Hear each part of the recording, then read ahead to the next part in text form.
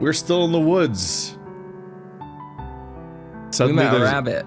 There's suddenly like 12 locations in the woods where there previously were 0 locations in the woods. It feels truly like there are more varied backgrounds for the woods, like than the outside mansion. than there. Yeah, exactly. Where it's like Dave will just be going on a walk and we've gotten like half finished CGs in a bunch of distinct backgrounds. It's just like, okay, I guess we're just doing 25 backgrounds here in the woods. It's interesting that we've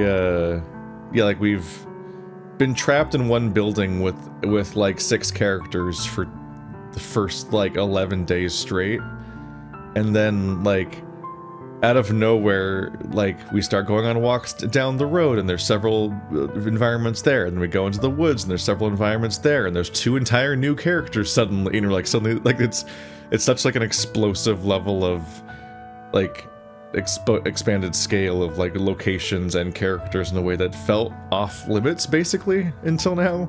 Like that wasn't on the table. I wonder if it, like, what comes to mind a little bit is Remember the Flowers, which is that like it starts off, the entire intro is just you and that one yellow guy, and that's like the character people know from the outside first, and whenever you look at Remember the Flowers now, there's like dozens of characters everywhere. So I think that story goes from like a hyper-focused thing of just you and this one other character to this like huge expanded sci-fi story or something, maybe even relatively abruptly.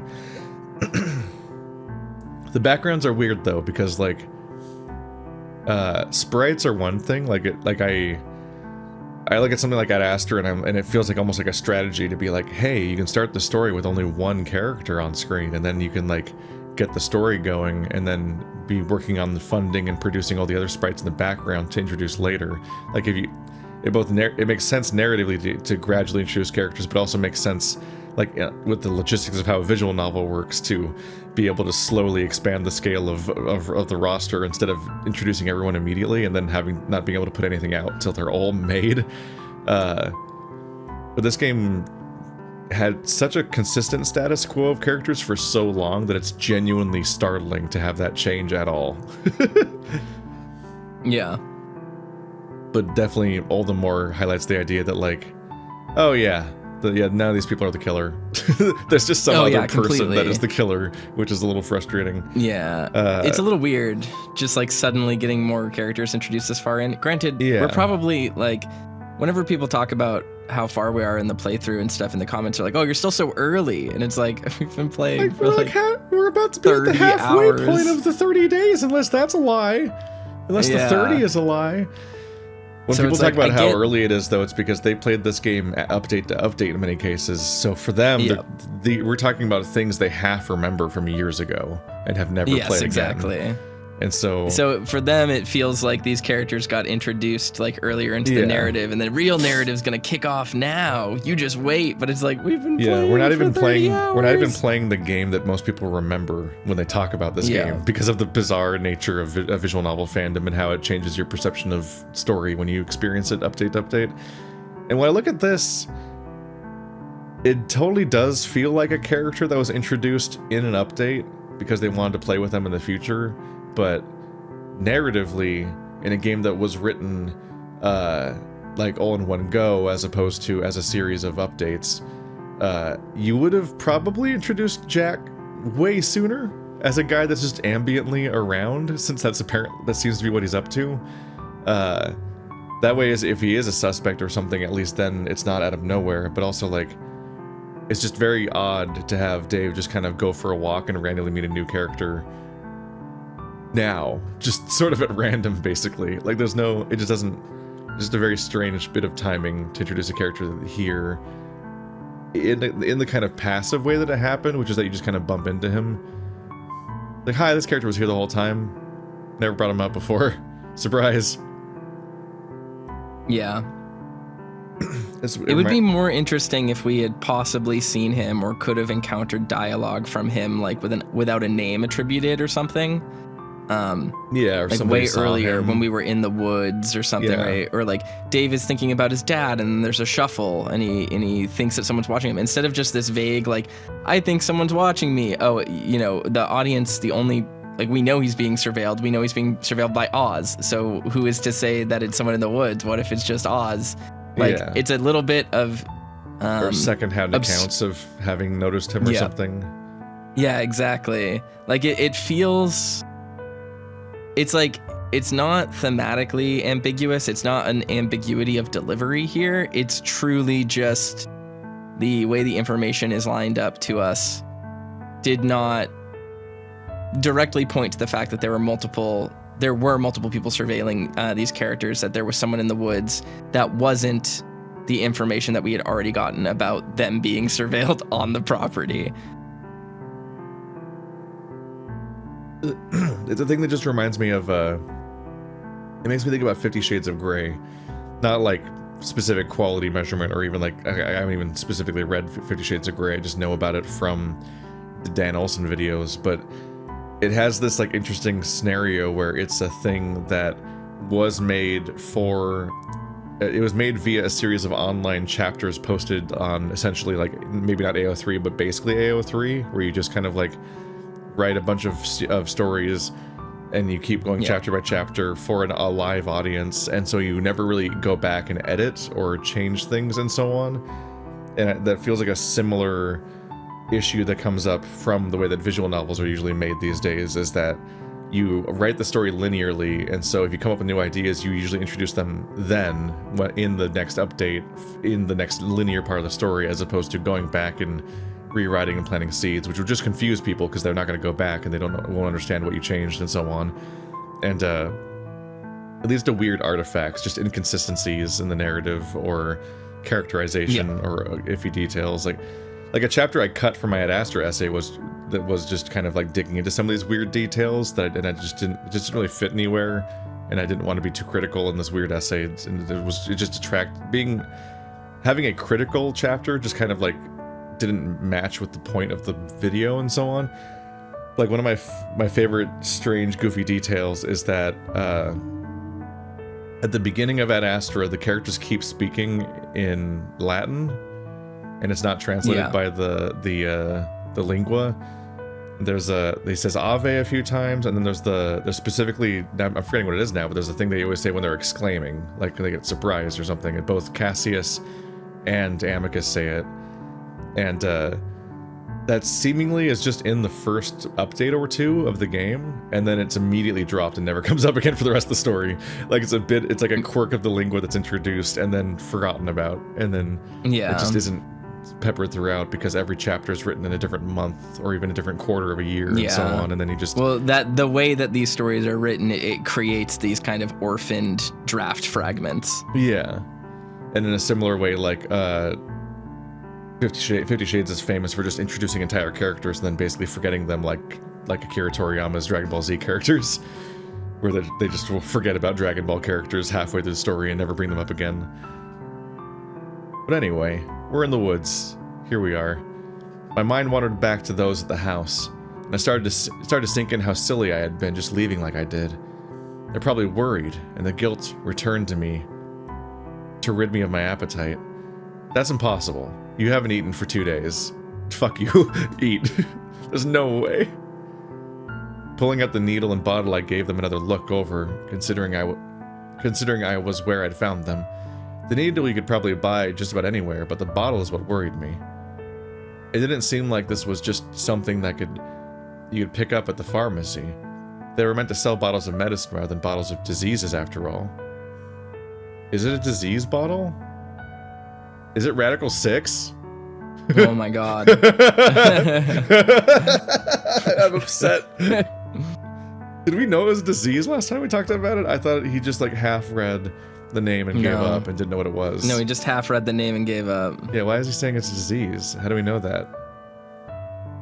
Because we came away with the idea that, oh, maybe this is Roswell's medicine for his undisclosed condition that he probably has, because it seems like he's dying already, maybe, is the implication we keep getting from stuff.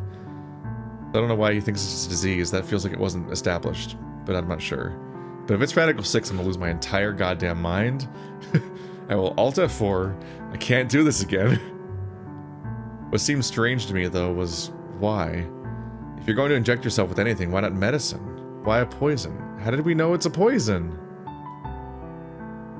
And even if you weren't going to inject yourself, but tried to inject someone else you snuck up on, why not something more dangerous? Was the idea to pass this off as a medicine and hope they didn't notice? This seems, yeah, this is a really weird leap. Where is this coming from? Anything. Dave literally couldn't read the full label. He'd never heard of it before. How did he know it was poison all of a sudden? He glanced at it, didn't know how to pronounce it, then moves on, and now he's talking about exactly what's in the syringe? How does he know? I don't understand. Why don't we know? We don't know what it is. Why don't we know what it is? It's really bizarre. We're playing as him. Weren't we supposed to know what he knows? What does he know? I don't understand what he knows. Oh. I don't know. I can't always tell when this game's like trying to play coy on purpose or trying to have an unreliable narrator, or if it's just like operating on unstated assumptions and like there wasn't somebody to like point out that information didn't come across that you should go back and establish from a minute ago. Because this doesn't feel on purpose, right? This just feels like a mistake. I don't know. Yeah, this just seems like we accidentally looped into like a different flag where we knew that there was poison in the bottle somehow. Yeah, and now it's like surreal because Dave is talking like he knows poisons and levels of significances of poisons. Yes. And this is like weirdly a low-grade toxin. But also he's saying poison when last time he said disease, and those are different things. Can you scroll back a little bit? Because my question here is like, did we just miss a line of him like theorizing what this is, or? Give them another look where I found the needle could probably find anywhere. The bottle's what worried me. Didn't seem like it was just something you'd pick up at a pharmacy. They normally sell medicine, not diseases. Like that's where does this person not realize that you can get injectable medicine at a pharmacy? Like, are you wondering? Has Dave never heard of the concept of insulin or any other manner? Thinks needle equals bad and doesn't understand that it could be a medicine. Maybe? Yeah, like a liquid medicine. Like this, like it's like a salad. Like he just doesn't understand the concept. I don't know. Pass this off as medicine. Hope they didn't notice. Like, yeah, I don't know. It's like very Knives weird. Out. Like what is happening? Shaking my head, I put them back in my pocket. I just had to figure it out after I got back to the house. I looked up at the trees, noticing that I was quickly losing light. I'd need to hurry if I was going to make it back to the house before it was completely dark. It was dark enough already that it was no wonder Roswell got stuck out here. Thinking back to when he'd been left out here, I wondered if it was better to just stay here for the night. Not that I really wanted to, but I also didn't want to get lost in the woods. How long did you walk? I just don't have a sense of how far he went. Yeah, no idea. Did he just wander aimlessly into the woods for hours and now doesn't know how to get back? Did he not think about how he was going to get back in any basic way, like a compass? Just bring a compass, and then you know which way is the way back. Like, you're like, oh, I went northwest, so now I'll go southeast, and that'll pretty much get me there. Like, just some kind of plan. But also, I feel like the house isn't that hard to find, in part because going out an entire direction from that house is a very, very, very long road that terminates at a cliff that is another road. So several of the directions you can go in will result in you being caught by arriving at either the highway or the driveway or the house. And if you arrive at any of those things, you can follow them to the house. So it's not a speck in the middle of the woods that you aren't going to be able to find. It seems pretty doable unless you just actively screwed yourself and don't even know what direction the highway is in. Which, yeah, Dave could. I don't trust him. I can't tell what he knows about this bottle, so I don't trust him on any level, really. Yeah. I noticed some mushrooms growing nearby and weighed up whether or not that was an option for dinner. If I could figure out if they were safe. How are you going to figure that out? You either know already or you don't. The end. But if they weren't safe, I had no way of knowing. So then how are you going to figure it out? Okay, whatever. I could just as easily poison myself and make getting back to the house all the harder, if not impossible. Sure would have been nice if you paid more attention to that mycelia book you literally were holding in your hands earlier, huh? Yeah. Sighing out, I then looked to the river. I could fish, maybe? I could find a sharp enough stick and try what they did on the television, but I could barely make out anything under the water to even know where to aim. I don't know how safe raw fish are going to be. I cradled my chin into my hands and thought it over with a sigh. Wait here, or try to stumble back through the woods in the dark and try to get back home. The sound of a twig snapped nearby, making me look up. He followed you! Okay. The little guy. Look how helpless Dave is. He's a dumb little bean. A useless cinnamon roll. Drown him in the lake.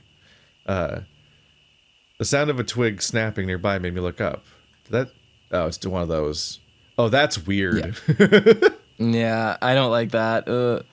It's there's a lot of lines where we get a little thrown off because you press A and then it continues the existing dialogue window instead of making a new one. Yeah. But this one faded out and then back in, which really throws me. Yeah.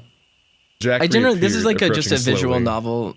This is just a visual novel thing in general, but I really don't like it when the text parsing is inconsistent like that, where it's like you press A and you get one line. Sometimes pressing A will give you a whole new line break, or it will just expand the text that is already there. I think if you're going to put text in a text box, it should just be one interaction, because the player is not interacting with the lines of the text. They're interacting with the text box. So they're telling the text box to parse more text. Pressing A to get a little extra spurt of text. I don't know what that's meant to communicate pacing wise. It doesn't feel like it's different. It just feels like it's another sentence, but it happened to be short. But they didn't want to show it all at once. And it just didn't call a new text box, which is just weird. Yeah, but they'll also show multiple sentences at once. It's like right now. So yes, exactly. It's just increasingly unclear what it's also it could be relatively rare. Like it can happen like once every 5 minutes sometimes. Yeah, I think but that's what I mean. Just from a functional design, the way the player interacts with text should just be really consistent. Yeah, exactly. So it's like, it's not even that you need to just show the text instantly. I know a lot of people like it when the text like writes out and there's pauses in the text for emphasis, but you can do that. You can do that and have that stuff in there without needing them to call the next line of text within that same dialogue. Right. Exactly. So that's all. Just like a weird thing. I see a lot of visual novels do that, and it's honestly, I just don't think it feels their good. Goal is, or like what they're going for with it. Like it reminds me of Final Fantasy 14, where there's just really strange moments where once every hour, there'll randomly be one piece of dialogue that doesn't fit in the window, and you press A to continue to the next page of it, and I'm like, but I assume that's like localization issues where it's like like fitting text into the parser or whatever. Yeah, it's like because it's like the Japanese was short enough, but the English translation took up too much space. But it's the same line that has to be translated pacing wise into the cutscene because there's a 3D cutscene happening. But here it's just sprites, so I'm not sure what they're going for when visual novels do that. Especially when it's not like a high intensity situation, like something cinematic and weird is going on that helps express that, this is an intentional moment that something's happening in. Still out here? Did I point out the way back? You did, but you said difficult terrain? He chuckled, rolling his shoulders. Not able to deal with difficult terrain, huh? Good to know. Two things. Okay, that's creepy to say, but also, we don't know what the difficult terrain even is. It's a hypothetical level of difficult, so we don't. It's not. This isn't a test. You can't verify this.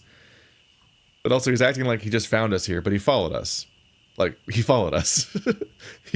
Him going the same place in the same direction at the same pace means he followed us. You know, I was wondering what you meant by that. Did you mean rocks or cliffs or? See, I have a reoccurring issue where I don't communicate with people or clarify anything ever or ask questions about stuff, even though I could. Like, I just could. They're right there. Like, I don't know something, and then I just will go, well, I guess I'll never know. And when the person, they're just there for us.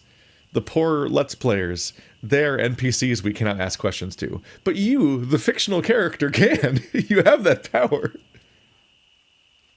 Doesn't matter. Didn't end up going that way. I guess not. But when I do a password later, I might need that information. Is the password difficult terrain? He got closer, resting his foot on the log and leaning down to look at me. I leaned back away from him as he did so, reflexively going to the needle concealed in my pocket. Reflexively going to it like you're gonna get him? I'm gonna jab him with this disease that I do or don't know. I can't tell if it was. Planning on camping out here? Not a bad spot. I haven't decided yet. I thought you went the other way. Why are you downstream? Well, you know me. Guess I just got lost. That sentence didn't make any sense. We don't know you, but what we do know about you is supposed to be that you do not get lost, because you know where you are. So nothing you're saying makes sense, but... Don't trust him at all. Yeah, he's actively lying. Like, it's... that doesn't even slightly stand up to scrutiny.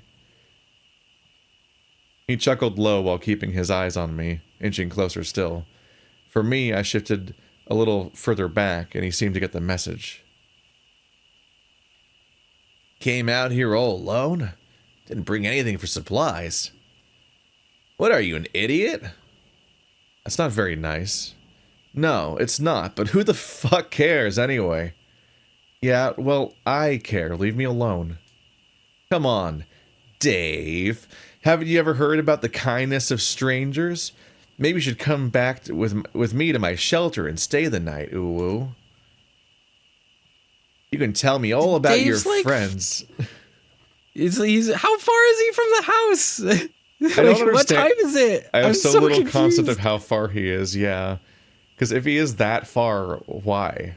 Like, why would he go that far, whatever that far is? I wasn't even in the impression. I didn't even have the impression it was so late. Why did two of the main characters both wander off so much they got lost? Yeah. I'm just confused how it's so much later and it's like, it's a big deal that he's... Yeah, I can't... That he's, you know... The passage of time's getting more confusing than ever because yesterday was 30 seconds long. And then today, we got up, got coffee, made everyone worried about us again like we do every day, didn't eat, and then just wandered into the woods, and now it's too late to go back? And I'm like, how long were you wandering? It's the whole day? You didn't think, and you're still not hungry somehow? I don't think you can depression this. Like, I don't think depression can account for not getting hungry from hiking in the woods for an entire day. That's more of an indoor mood, I feel. I don't know, man. Dave doesn't make sense to me. He's like simultaneously hunting, although like line to line, he's like has no appetite or is thinking of the scavenging he's gonna do, and I can't parse that very well. You can just tell me all about your friends and what's got you down with that house you're saying at. Oops. I stood, and for a moment it almost seemed like Jack's expression shifted more towards a smug satisfaction. But then it faded away as soon after it was clear. But then it faded away as soon as it was clear that I wasn't intending to follow him anywhere. I'm just gonna go with that. I'm gonna head back now. Thanks for getting me out of the mill, I guess, when you were responsible for me being knocked out. In a flash, he moved forward, grabbing me by the arm. I don't do anything for free. You owe me. What the fuck? Let me go. Not just yet, Dave. I know something you can pay me back with. There's a thing I want to know. You met the guy that owns the place, right? I spoke without thinking. Trying to pull my arm away from him was my priority. Oswin Hammond? But as I pulled, he let me go, letting me land on my back on the ground. Oh, good. That makes this easier. What about his butler? He's still kicking? He just wants to rob this place. He left on vacation. Why? Dave, why aren't you lying? Why aren't you lying? I'm begging you to lie. Yeah.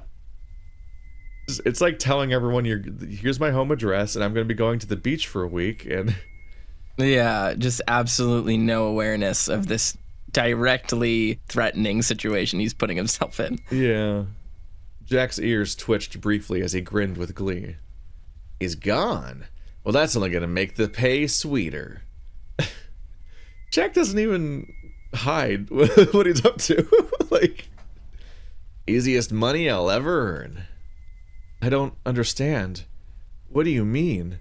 I was born yesterday. I'm just a little bean. I got to my feet, edging away from Jack further. There was no point in being subtle about it now. I wanted to get away. All the while he just grinned, looming over me. What I mean is that I've been out here a week, bored out of my mind, and I want to have a little fun. So he's been here for a week, so most of the game. So get running, Dave. It's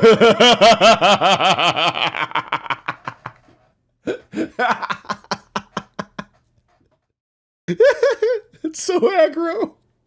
This is a level of escalation that, like, I think it's absolutely wild that you can see the game. Like, I don't want to be too critical here, but like, just in this past few moments since we started recording this episode, there has been what feels like an orphaned draft of the script being moved around. There is a complete loss of the time of when this takes place or where this takes place. We are once again exiting a scene with a character, moving a distance, only for them to just suddenly be back near us. Sure, he might have been following us, but it's a weird pace. It's a weird pacing thing to do that when this scene could have just played out at the last scene, because there was no difference in information between what Jack knew and what Jack knows now.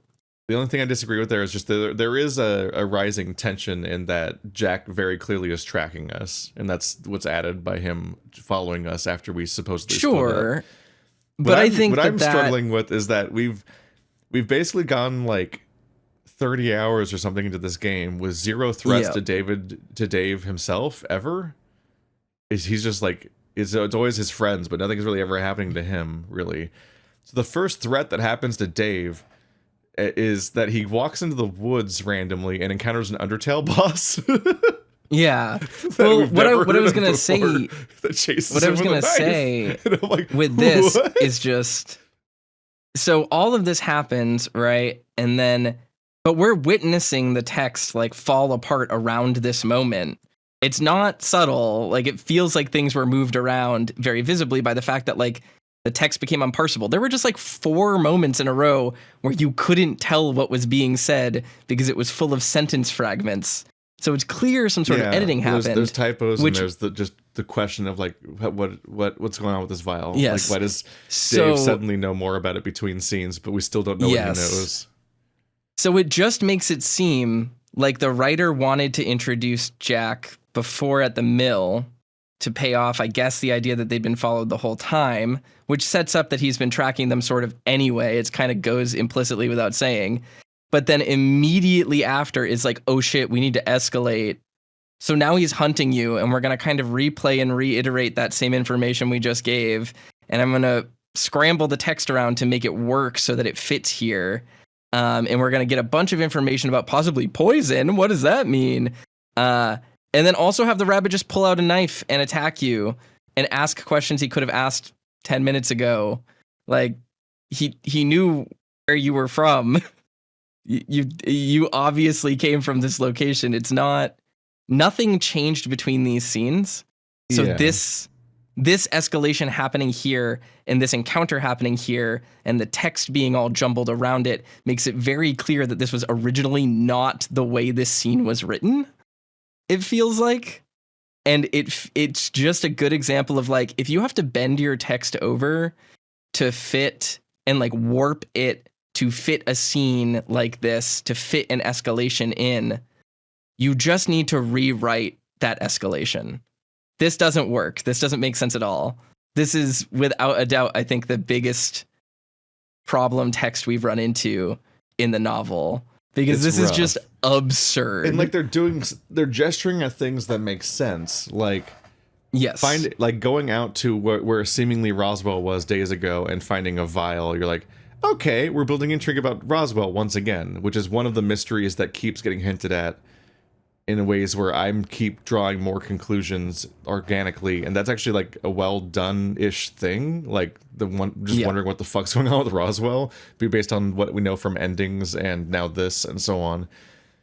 But then the information is conveyed so confusingly to the point where I can't tell what Dave does or doesn't know, or if he's wrong, or if the information he knows changed in drafts between scenes, and we still don't know what he knew either time, or... But I am very much enjoying that suddenly we have new characters and all of them are edgy as fuck. all the new characters that started getting added feel like they're from a different genre than the original cast of Friends. Like we have the zombie lab rat and this fucking this hillbilly rabbit that wants to stab you in the woods, and he's got like a boss battle sprite. Like I'm enjoying the sprite. I enjoy like the turn it's taking. I am so frustrated by the text that I feel like it's just a bummer. It's a bummer that this is when this character gets introduced in such a hackneyed way. Because the build up to the tension doesn't like click right. You're too confused by certain things to fully just be here with the escalation. It'd be a really good time for just some. When you hit Let's Play tag, that's when you needle drop. Like that's when that's when a certain song starts playing. It's like, oh fuck! Like that's when you realize this. That also reinforces the escalation. And there is audio in this game, but not right now. So get running, Dave. Let's play tag. The moment I saw the knife, I ran. I didn't need to stick around to wonder what he was intending to do with it. Wow, you're so astute, Dave. Good job. I had no idea where I was going. I could barely see, and it took everything I had to stop myself from tripping over the many roots that lined the forest floor. How I wished I was more fit. My heart was pounding in my chest, and my lungs felt like they were on fire. It was a wonder I hadn't collapsed from exhaustion. I felt a chill run down my spine as I heard Jack somewhere behind me, calling out in a sing-song sort of tone. This would be a good time to call, maybe not 911 because they're so far away, but you do have a cell phone still. Let's see how protective Dean is after all. Dave, run as fast as you can. It was a fear that I hadn't felt before. Cold and dark somewhere deep down that seemed to keep me moving forward. It was different from the cliff and the river. It was different from back home. It was even different from thinking about my friends, and I wasn't sure if that was a good or bad thing. What do you mean by that? What do you mean by that? It was different from thinking about my friends, and I wasn't sure if it's a good or bad thing. I think is he trying to say because they might be the murderer?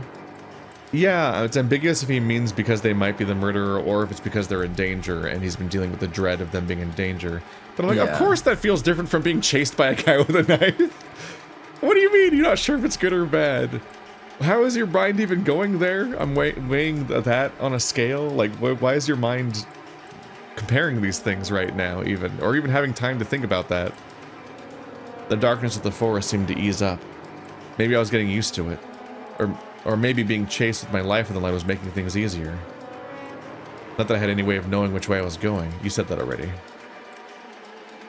Gonna have to do better than that, Dave. You might remember me from my starring role in Outlast and Outlast 2. I yelped as I rounded a tree and dove around Jack as he swiped lazily with his knife. I could feel the sting of it shear some of the fur from my ears, and I continued on. You rounded a tree? And Jack was already there? Why are you rounding trees? Why are you not running in a straight line? Why would you turn? You'll never... You want to run directly away from the river to get back to the mansion. That's the whole... I don't know what he's doing.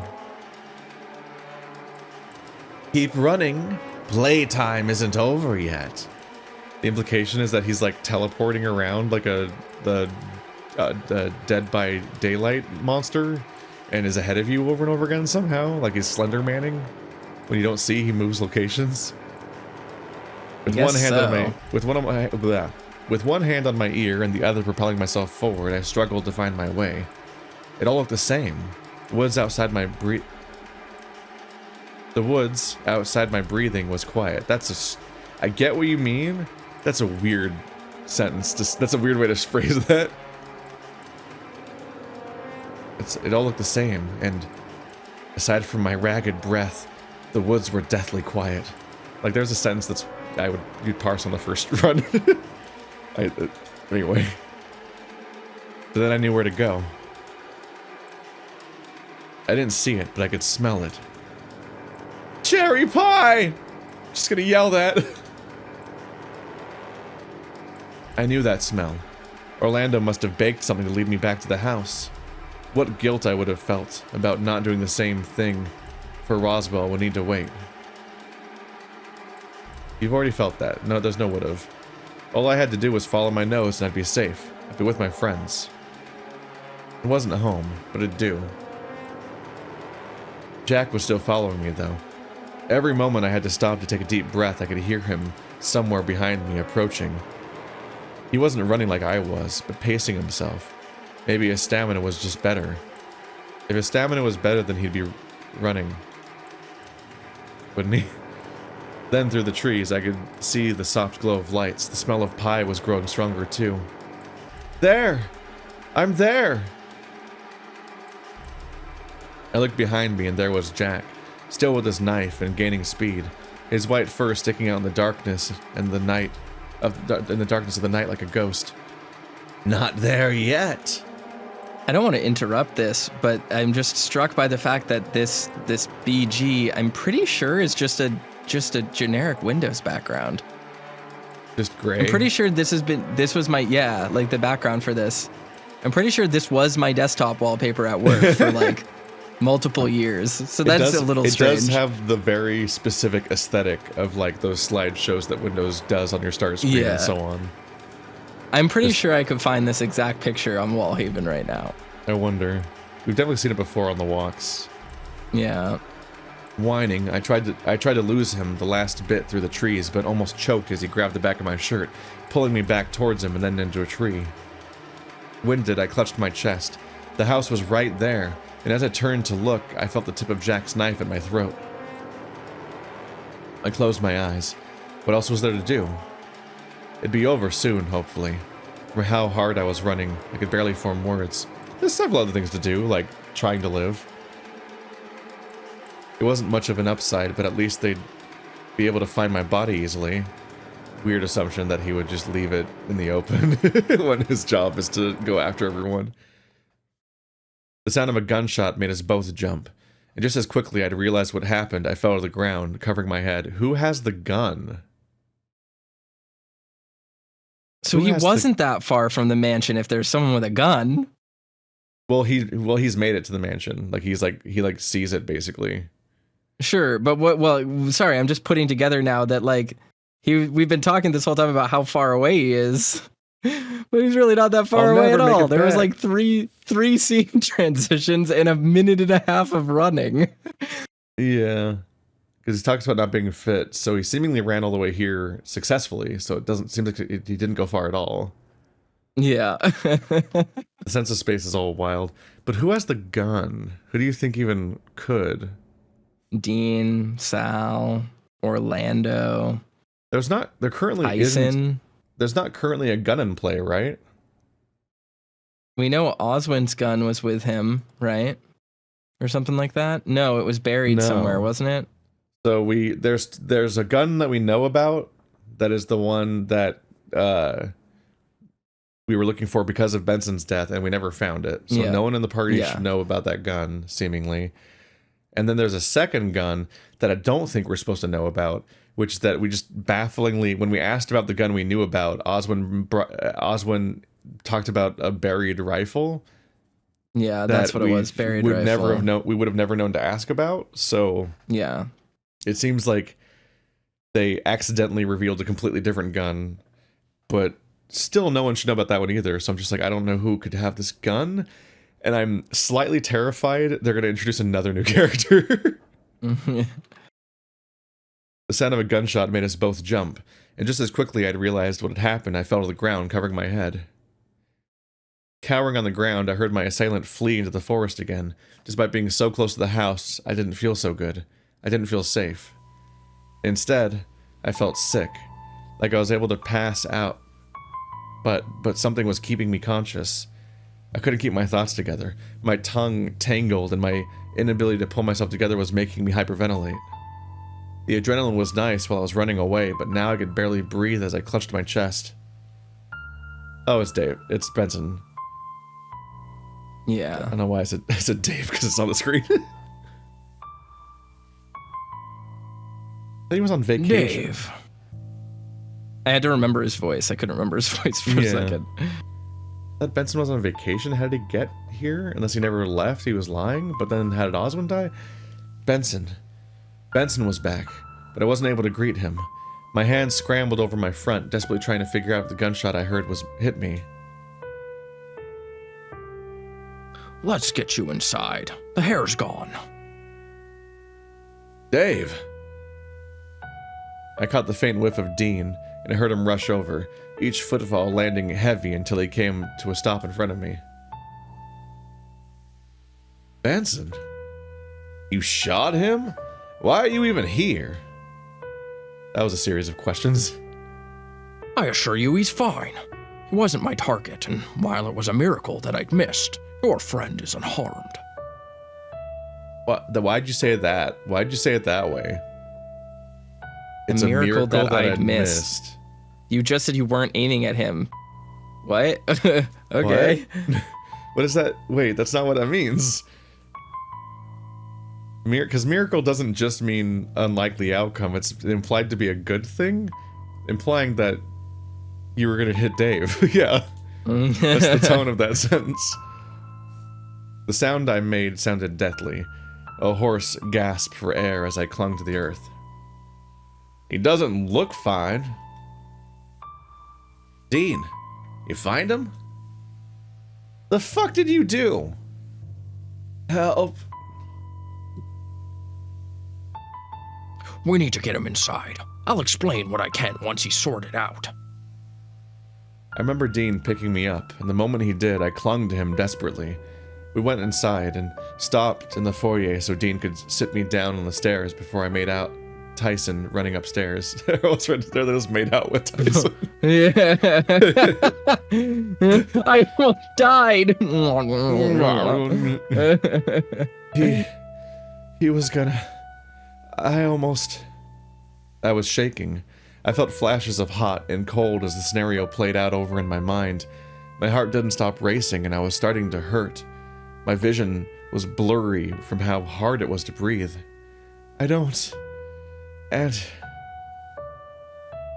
Benson clamped his hand down hard on my shoulder to steady my shaking, but it was so hard to focus, I could barely make out his features.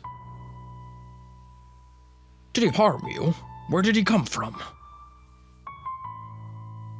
The hell did you go, Dave? The words wouldn't come, and I babbled, pushing myself up to my feet and almost slipping on the stairs. I wanted to apologize, but the words couldn't come.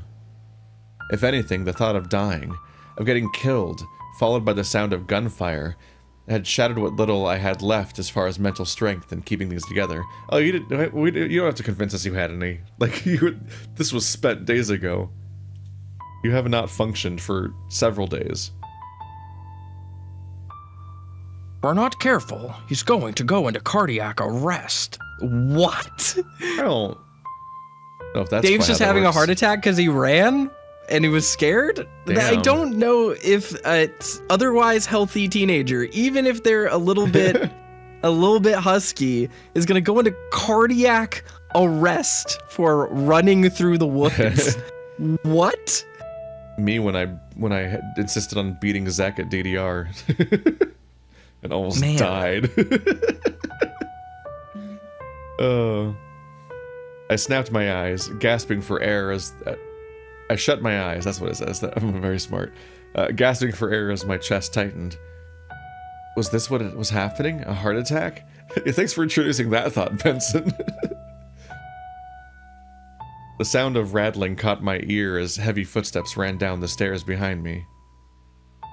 Dave, look at me. You're gonna be okay. It's weird that you don't know what running feels like, but we'll get through this together. A whine escaped my mouth as I went to reply, but I was roughly grabbed and pulled back. A hand clamped over my mouth and another carefully... Clamped over your mouth? Don't do that. What? And another carefully at my neck, rubbing. The sensation made me swallow the moment I realized that something had been slipped to me. What? Somebody just drug him? What are they giving him, like, fucking, like... What is it, like nitroglycerin tablets or whatever the fuck for the heart attack? Is that what's... They just gave him a shitload of Viagra. It's good. It was invented for hearts. Hey, it's all right. I brought my Molly. I looked to Benson, eyes wide in alarm, but I felt strange, floaty in a sense, and things started to grow more blurry. With the hand over my mouth, I couldn't ask what was happening or what I had swallowed, but the way Tyson was talking to me made me drowsy. Everyone was ready to accept that Benson shot Dave, but everyone's watching Tyson drug Dave and not reacting at all. They're just like, huh, he probably knows what he's doing. This is probably good for him. Before I'd realized it, I'd blacked out in Ty's arms, and to the sound of Dean yelling at him for something. Oh, maybe he was. But if I was being honest, I was just happy that everything stopped. What? Let whatever happens, happen. What?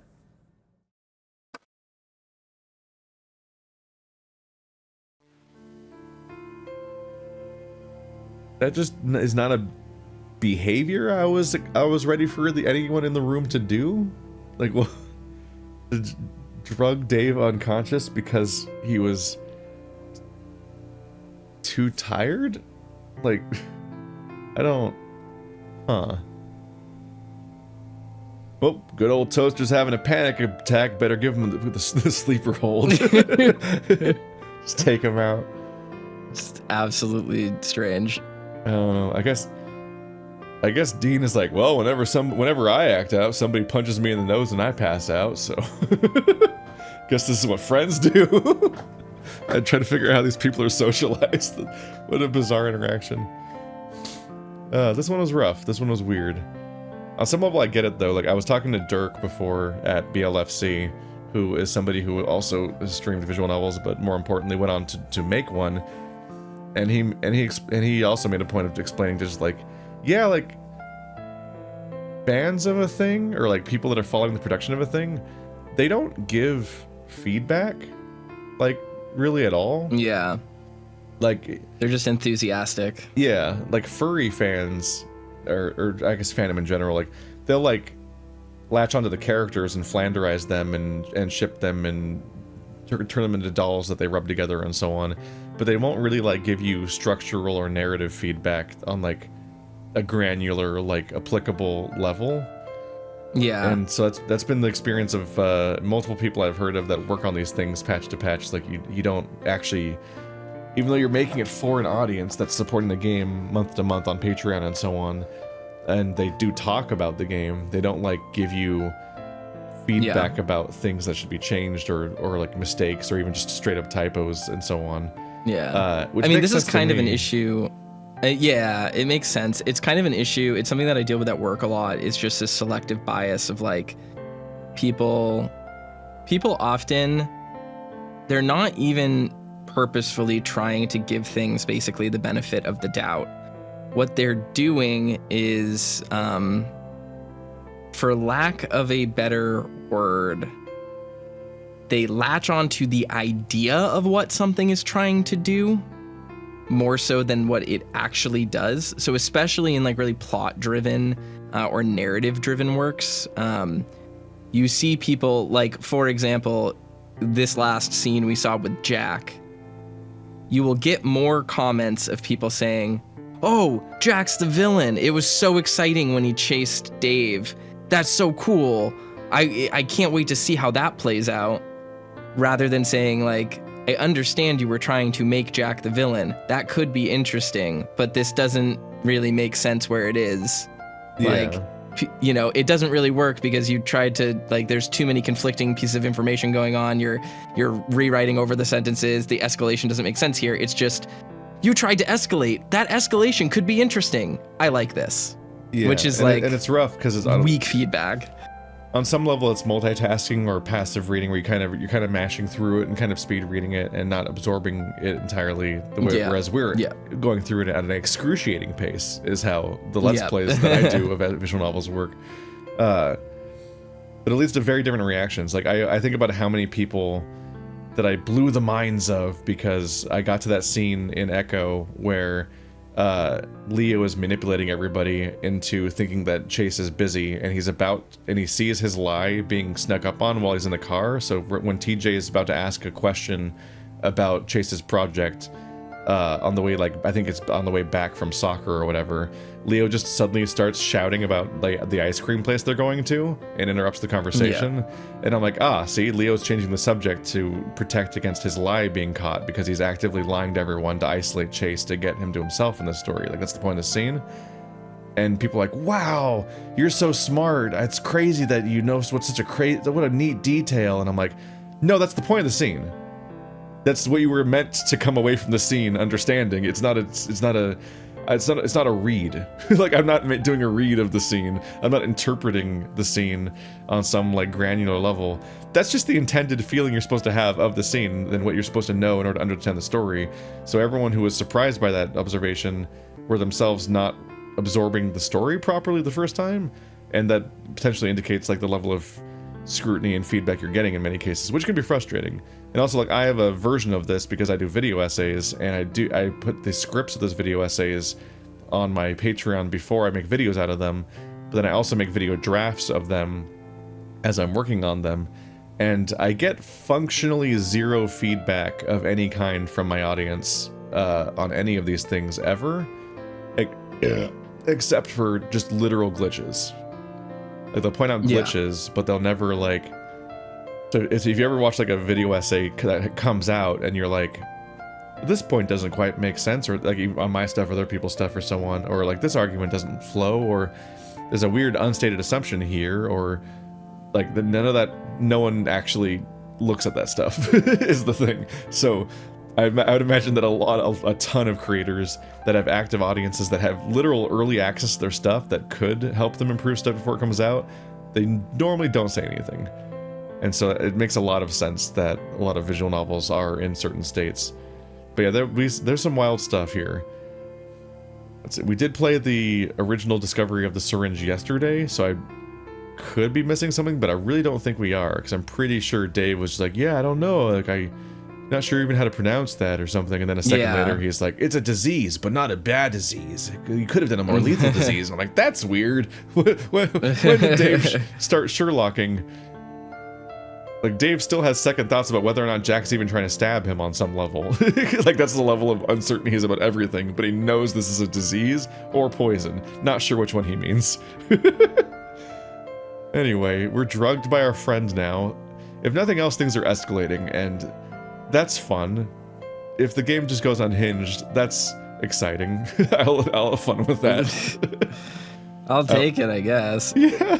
As a tiny addendum to the previous topic, I don't want to belabor it forever, but just a bonus data point is the we did that Let's Try of Socially Awkward, and we were like, was this too mean? I don't know if I want to release this. I feel bad about this video.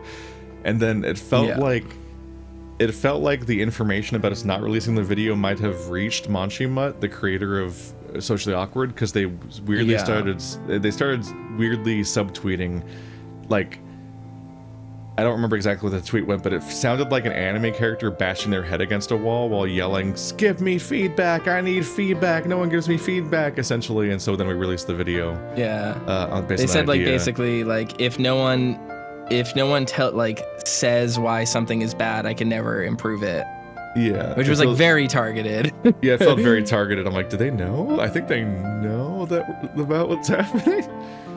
But there's straight up a lack of feedback, just widespread issue in this entire industry, I guess it is. Yeah, making things for an audience that is ready to receive it is often not the best way to get feedback.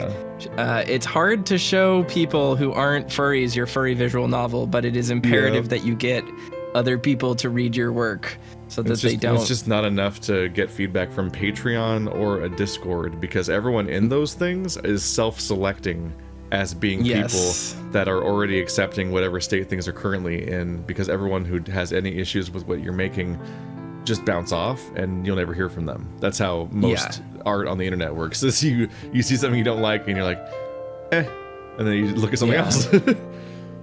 So one thing I want to say, and I won't labor it, I've said it before, but like, please don't, if you're gonna post about these episodes and stuff on social media, please don't be like, streamers trash furry visual novel, they tear it down with their facts and logic. Like, I don't want to hear that. That's not what we're doing here. My certain frustrations with this novel are not a reflection on, I think the creator's name is Grizz's ability to like write. When you write something, and I'm saying this as a writer, I have a Word document open right now while we're playing this on my other monitor. Because it's National Writing Novel Month. Exactly, because it's National Novel Writing Month when we're recording this. I have 25,000 words in here. There's a good chance I'm going to delete probably a good 12, 14,000 of them before this draft is even done. When you write, you make mistakes, you move things around, you get orphaned fragments. That's just the process of writing. This has nothing to do with this person's ability to write. It has to do with the polish of the product that has been delivered. Those are two very different things. So please do not perpetuate the idea that we like hate Password or something like that. That's not what's going on here when we critique the game. It's truly just a desire to see this for what it could be at its best. I had a bit of a sigh of relief in general, because when things were going more negatively, for about 20 episodes there, I was like, oh fuck, I kind of just hope they don't watch this. Just don't show them. I was like, oh, are they gonna be mad at me? No.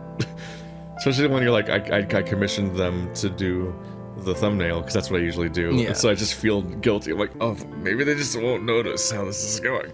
But they're actually like into it to the point where like they want the feedback, like to the point where they prod me to go on rants sometimes, because they're trying to actually unpack what's going wrong here and so on. That's really admirable. We've had the bizarre experience of patches that are made seemingly after we experience parts of the story that then update the game before the videos where we experience that part of the game even come out. It's very surreal.